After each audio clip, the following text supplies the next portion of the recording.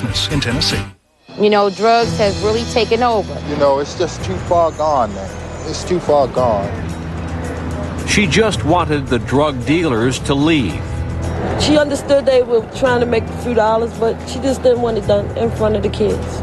And speaking out cost her her life and the lives of her husband and 5 children. She stood up for what she believed in, and then what she get? Snitches get stitches. That's how it goes down, man. You see why people don't get involved and don't see nothing. But will her sacrifice mean anything in the end? We have to do this because where are we going? This is our home. Now, where are we going? Tonight, mean streets trying to make a stand.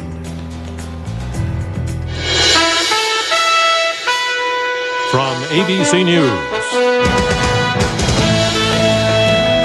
this is Nightline. Reporting from Washington, Chris Bury. Just when the suburban sniper attack so saturated the airwaves, another horrific crime went almost unnoticed. Perhaps because it took place not in suburbia, but in the kind of neighborhood where such violence is too often dismissed.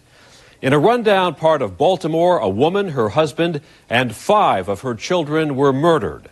The motive? The woman dared stand up against drug dealers. By all accounts, Angela Dawson was not an activist, crusader, or rabble-rouser. She was simply a mother tired of seeing drugs sold in plain view of her children. She was brave enough to confront the dealers face to face. She called police often enough that finally they even offered to help her move. Instead, Angela Dawson stuck it out. For that, she was rewarded with punches, bricks through her windows, and in early October, a firebomb that caused lots of damage. Then, 2 weeks later, the man suspected of throwing the firebomb came back. Police say he kicked in the front door, splashed gasoline on the floor, lit it, and ran. Angela Dawson and 5 of her 6 children died in the fire.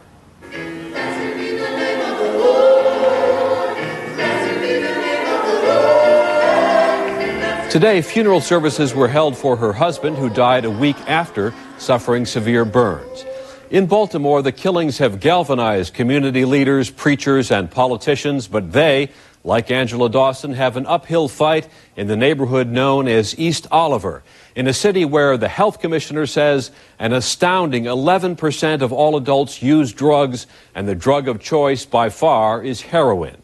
We begin with a conversation in front of the row house where Angela Dawson and her family died, allegedly at the hands of a 21-year-old neighbor who'd already been in and out of jail. He should have been locked up and shouldn't have been on the streets. I don't understand that. I really don't, because that's people knew who it was. Attempted murder. When he threw the bomb in there, the house could have burned down. Why was he still out on the street? And then when he wrote the confetti on the wall. Of course people knew who it was, yes. They knew who did it. Before he threw that bomb, he should have been off the streets because they knew what was going on. They knew what was going on. And not only that, the system let us down because of the fact she went to court and testified against the drug dealer and then turned around. The state went on and gave this man 5 years, 3 years suspended, 1 year on stat, and 1 year probation. And he came right back home and he sprayed this Fahidi up. Address the issue to you. Why? And that's true. Why do this have to happen and then turn around y'all to come out? And that's real hurting feeling. For it to take this, not been on the streets. I don't understand why they let him back out. I don't. Yeah. And this would take down. You see what? Now look, they dead and gone, and now they got a police sitting over there guarding. Now they should have been out here when the stuff was going on. Calling the police is not tolerated in these areas in the field. Snitches get stitches. That's how it goes down, man. You can't call the law on no one and expect not to get some kind of retaliation, or you know what I'm saying? I'm playing with freedom here. I hate to say it, it's not a good thing, man, but that's the way the ball bounces in these communities. I know one thing, whether they offer her protected custody or not, they should have still had an officer sitting here because of what she did. That's right. She stood up for what she believe in. She try to help out the city by reporting the dope dealer. And then what she get? She turned around and on get... the flip side, too, now, we got to realize this, too. We got children. My kids come. I'm thinking about them. I'm going to be out. And the situation what the young man done was truly, truly the worst. That was the wrong thing in the world. But I'm thinking about these children. I'd have been out. That first warning, I'd have been gone. But and see, then right. You think about your children, but man, you I'm look gonna at be out this here. Way, man. He go that far. It's a fight. That's a warning. It's a fight, you can't fight these but, drug dealers. Yeah, but you don't let nobody run you out your house, man. No. These people, they could have been buying this house. They're not going to try to leave their house. They going to come first for me. You know what I'm saying? For one thing, a man shouldn't have been on the streets. Yeah. Simple as that. He shouldn't have been out of here. He should have been right behind bars. That's where he should have been at. I don't think anybody really knew how deep she were into it until it was publicized. You know, because it's times that the officers will ride right past you. They know what's going on. I remember when I first moved around this neighborhood, you know, come on, look around us. We know what's going on. But they see they don't see. They mess with the little guy who ain't doing it. It take a tragedy, man, for y'all to come out here. And I've been in this neighborhood 30 years, and nothing ever like this happened. They got all the police is doing everything else besides protect this woman from this happening. They paying all the money for the... You can take these guys and lock them up for the rest of their life. You can't do that. Paying all the money for the police, do all this unnecessary stuff. But they can protect these people and their family from people selling drugs. But they can chase everybody out down there and harass them. But they couldn't pay enough money. You see why people don't get involved and don't see nothing. That's what I was asking. Does this scare people away? Yes, it does. Yes, it does. But it shouldn't. It should pull the community together now. Something like this should pull them together, get them out of here. We don't want them here. You know, with all due respect to everybody who said the system's at fault for what happens, I don't look for the system to protect my child. I look for me to protect my child. And our communities need to be more responsible for what happens in our communities. I don't look for the police to be there for everything minor or major that happens. We need to, as a community, say that we won't tolerate this. And it starts with us. The police should be subordinate to those efforts that we as a community have, and they should assist us in what we're doing. These neighbors here, and here are responsible just as much as any city or state agency in making sure that this is a safe community. But you know why I said that the justice let us down? Because the guy shouldn't have been out on the streets. Absolutely, I agree with that. I'm not talking about the police officer. I'm talking about the judge, the courts and stuff. He shouldn't have been out on these streets. That's who let us down. He should have been locked up. The system. I'm pretty sure he probably lived a life of a childhood probably that was very rough. He probably had to basically fight for the things that he wanted when he was younger. Not only had to fight, he had to prove himself to other people. So by him living a life of, I had to fight for things, I had to prove for things. It's just like you in the Army, the only thing in the youngest age. Basically, they raising you to become a soldier within the streets at an early age. And by that happening, that's all you live throughout your life. Basically, you living a life of a mind that's going to basically produce into a killer. I mean, it's plain and simple. I would label this as domestic terrorism. You have someone who stood for something that was positive, that was just, that was worthwhile, lose their life in exchange or due to the fact that this person wanted to continue illegal, illicit activities on these streets. That, to me, what happened here is a terroristic act. It is no more or less terroristic than what they did in New York or Pennsylvania or Washington, D.C. It's an act of terrorism. It's just domestic terrorism. It originated here as opposed to outside sources. This is ABC News Nightline, brought to you by ING.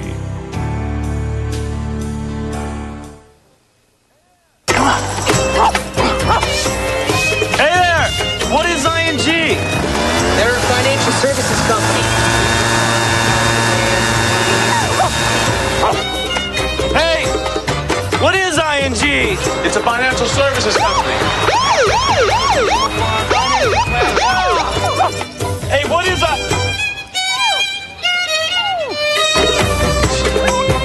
Financial services from ING.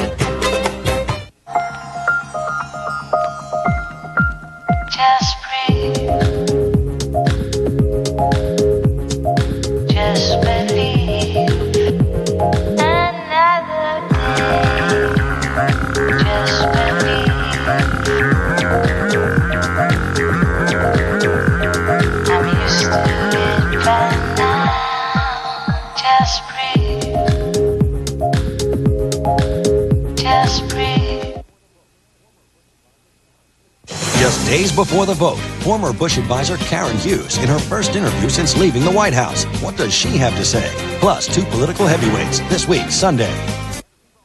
T-fans, because it's that time of year, time for Tennessee ball football. And you can get the inside scoop on all the players right here on News 2 with the Phil Fulmer Show. You can watch the man with a plan, Phil Fulmer, as he takes you behind the scenes of each play, giving you all the stats, scores, highlights, and interviews that every UT fan should get. So get ready for another season with a big orange and watch the Phil Fulmer Show, Sundays at 11:30 a.m. only on News 2. Brought to you by the Tennessee Sports Fan and KFC. Van Hillary is lying about Phil Bredesen's record. Phil Bredesen's business was a 6,000-job success. He's against an income tax. And Nashville has the lowest property taxes of any major city in Tennessee. The idea that Phil Bredesen didn't turn Nashville around is ridiculous. And Van Hillary? An F for his education voting record. A professional politician who's never created a job. A candidate who can't tell the truth.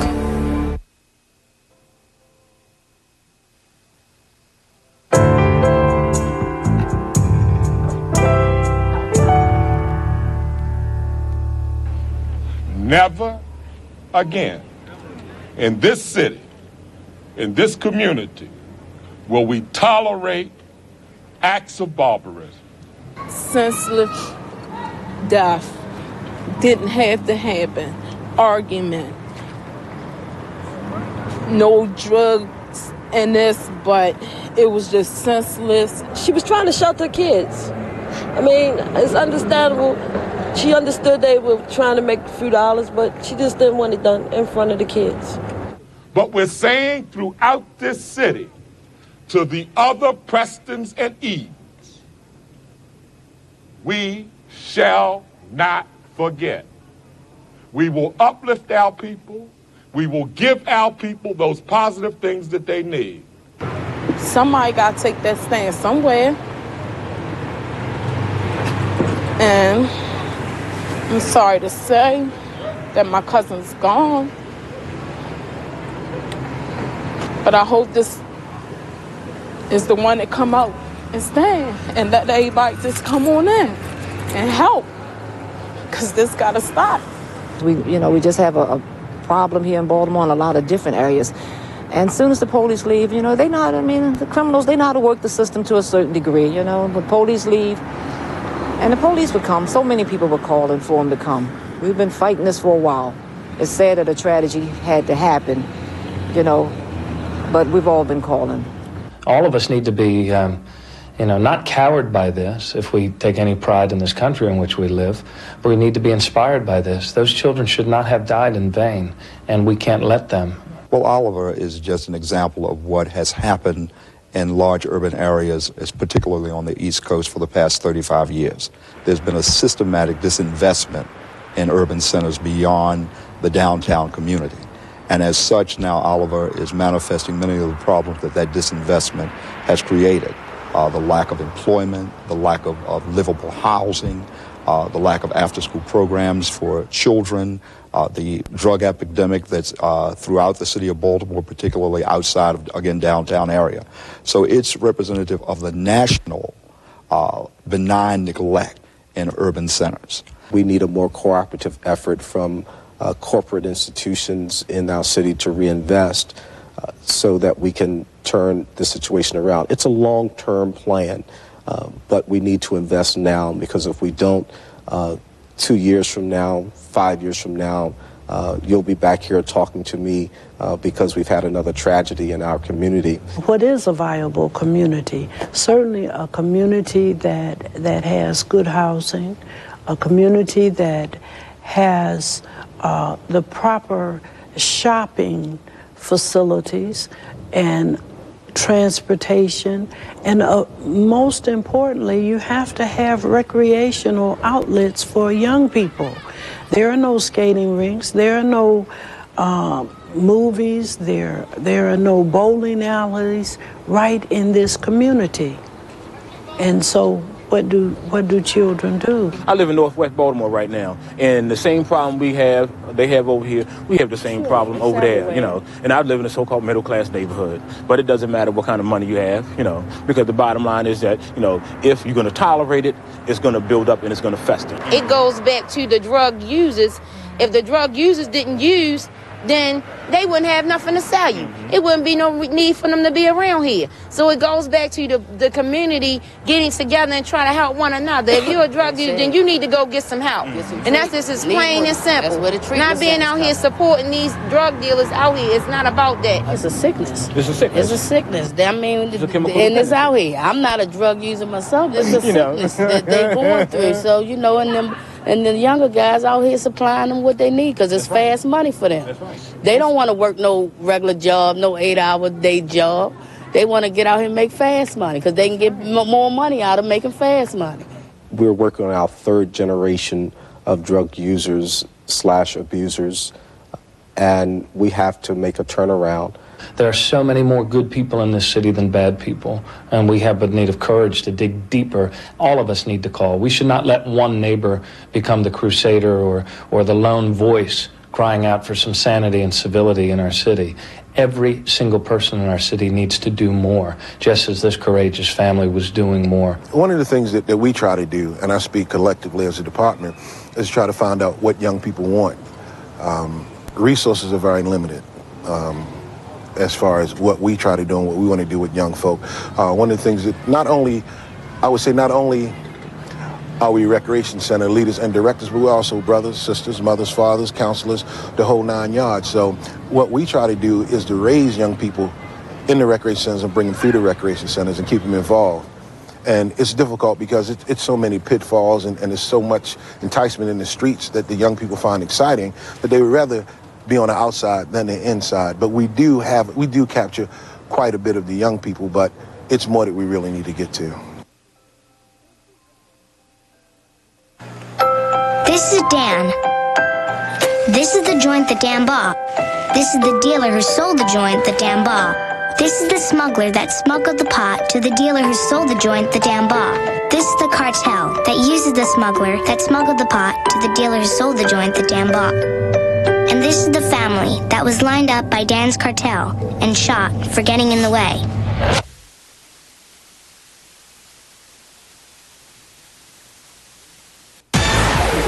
Introducing Mach 3 Turbo. Total comfort shaving down or up. And anti-friction coating on the blades. Plus a strip with more lubrication. So even against the grain, there's less irritation. Mach 3 Turbo. New from Gillette. The design consultants at Ethan Allen will help turn the home of your dreams into a reality. You come in, and we have someone there to help you. We'll take your budget and try and fit into that budget what you'd really like to do. The complimentary design service. It's fun. It's free. It's easy.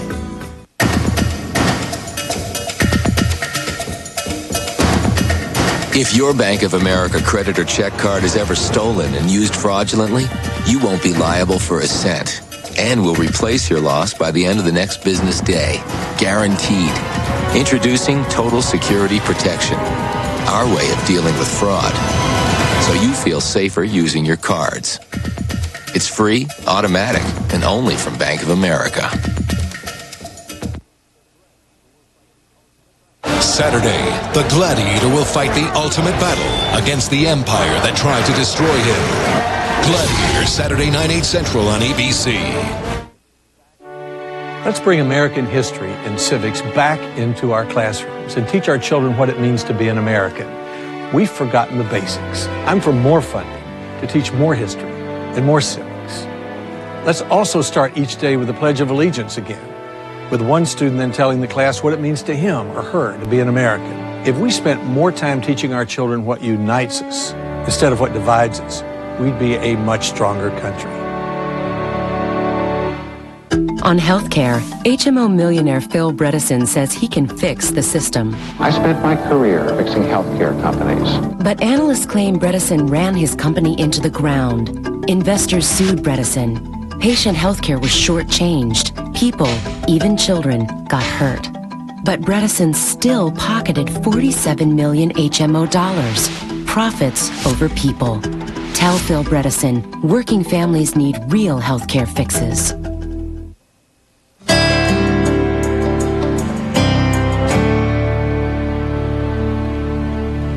Bought my home a block away in 1982.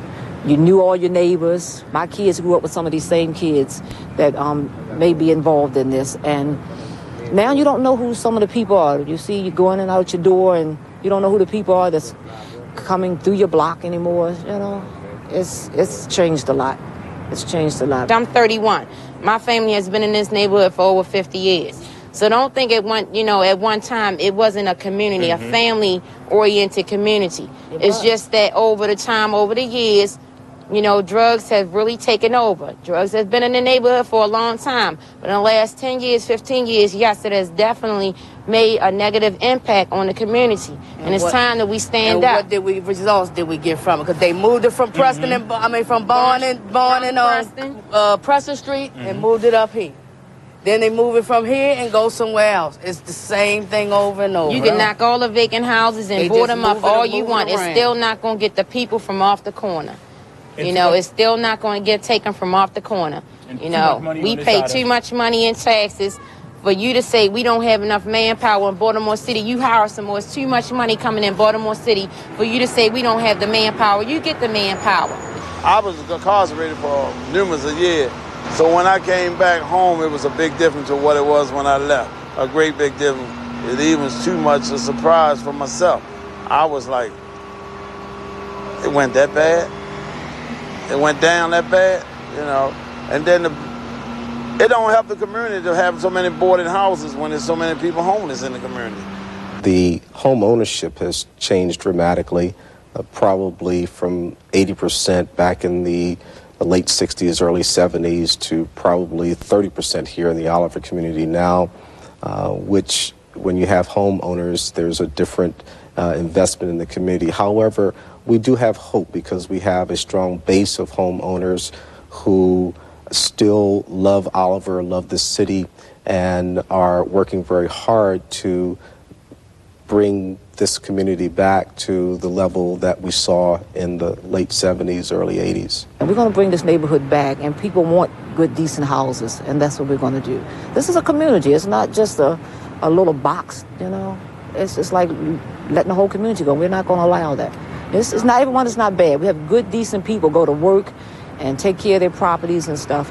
So we're not going to let the little bad apples in that bunch run us away. We have to do something, you know what I mean? But like I said, it's going to be, it has to be a combined effort. It can't be done alone. It's just too far gone now. It's too far gone. I had a parish member who confronted the drug dealing that was happening around her stoops and behind her back alley where they were stashing drugs. She was threatened.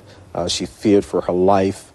She came to me and some other leaders in the community, and we organized and brought over 300 people out where we actually escorted her back into her home to tell the drug dealers and those who perpetrated the acts against her that we would not tolerate it. And they went straight to the source and let them all know if something happened to this family, y'all can't stay around here. Unfortunately, subsequent to her going back into her home, she elected to move because the situation persisted. And so we need to be more vigilant in our approach. We need to have some more effective community policing, for instance. We cannot continue to have police who ride around in vehicles but have no relationships with the local clergy, with the local leaders, and certainly have no relationship with the residents, because then they're viewed as just stormtroopers coming in and arresting our boys off the corners. We have to be straight up and honest, and as far as on a brother-to-brother thing, sister-to-sister thing, as far as on a black thing, we got some things we got to talk about, and we got to talk to each other in a very harsh way about it. Not, all kitty glove and all that kind of stuff. We're going to say some things, have to say some things that upset some folks, and to try to bring some folks around to get to understand that, it's not acceptable. We're not going to accept it, and we're not going to tolerate it. I've already seen a lot more group meetings, both in the neighborhood associations, among the political leaders and other people, to try to figure out what are the youth needing, what are the people in those communities needing. And last time that didn't happen. Last time everybody had their solution and figured that was what was going to make it happen. This time there's actually a lot of discussion going on, including people who are actually living in those neighborhoods, trying to say, what will happen? How can we work to make your life easier? What are the things that you need to feel safe? They started something here on this corner that we don't want to die. We want God to be empowered that we might go out and let the world and this community know that drugs is not welcome in this house. Maybe it's a beginning for all of us to say, you know, it's really out of hand, it's out of control, and it's going to take all of us to do it. It's said that the Dawson's family were killed in this, but we have to do this because where are we going? This is our home. Now, where are we going? I'll be back in a moment with a word about tonight's Up Close broadcast. To receive a daily email about each evening's Nightline and a preview of special broadcasts, log on to the Nightline page at abcnews.com. It's a beautiful morning. Ask your doctor about Vioxx, a prescription medicine from Merck. And find out if Vioxx is right for you. Vioxx. The babysitter can't make it. She's throwing a party. Have it here. You like parties, don't you? Yeah. Don't let anything stop you. This Saturday, save 50% off items throughout the store, plus all TVs, camcorders, and DVD players are on sale. Sears, where else? Just breathe. Just believe. Another day. Just believe. I'm used to it by now. Just breathe. Just breathe. ABC Sunday, one night of clashing loyalties. First at 9/8 Central. As a father hides his past, an unthinkable secret is discovered.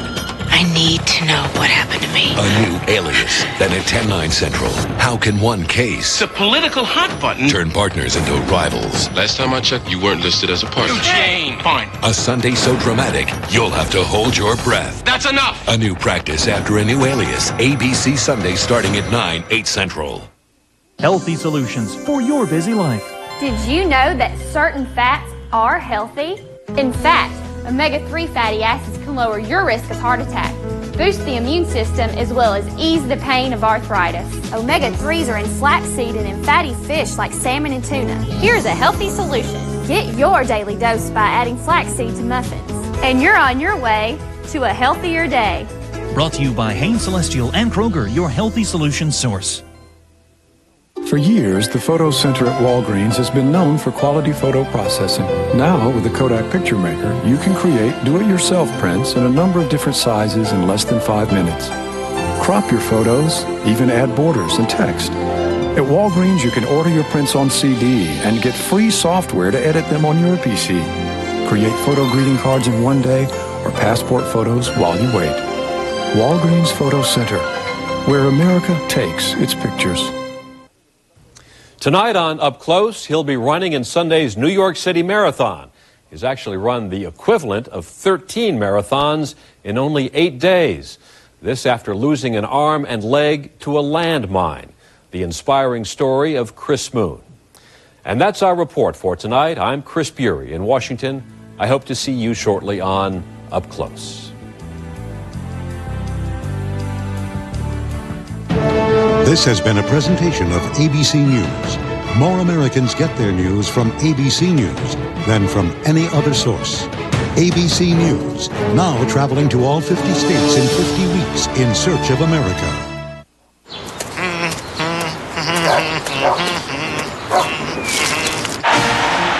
Minnesota, Ohio State, or other regional action, Saturday on ABC. As a father hides his past, an unthinkable secret is discovered. What happened to me? That will change everything she believed. A new alias, ABC Sunday. News 2 at WKRN.com.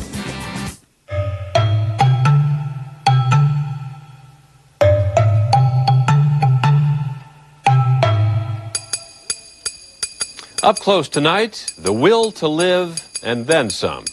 It's one thing to cheat death after being captured by the Khmer Rouge. Something else, again, to have your arm and leg blown off by a landmine and somehow emerge from both experiences, seeing the glass half full, more than half full. Chris Moon hasn't let something like 2 missing limbs set him back. He still runs marathons, no less. In fact, he's training for Sunday's 26-mile race in New York City.